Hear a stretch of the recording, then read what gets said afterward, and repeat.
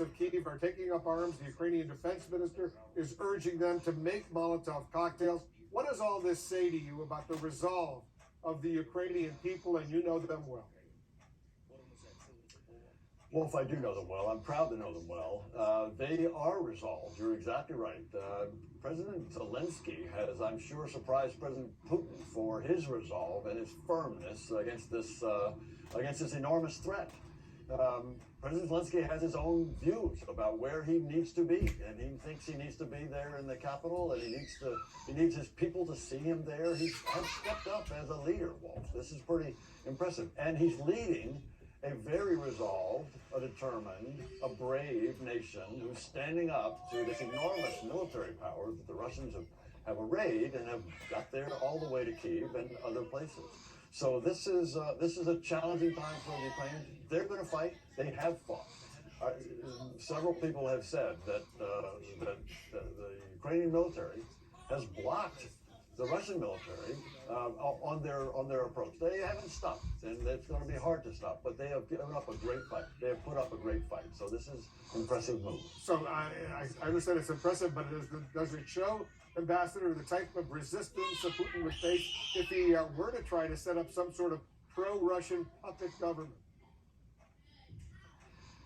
Well, it's so interesting, the clip you showed of President Putin trying to address the Ukrainian military. This is just another demonstration of how little he understands Ukraine. Ukraine, the military and the people and the president and his team, and even the opposition, the political forces are determined.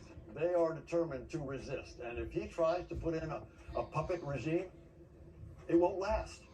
People will go to the streets. They'll reject him. He may think that the people will welcome.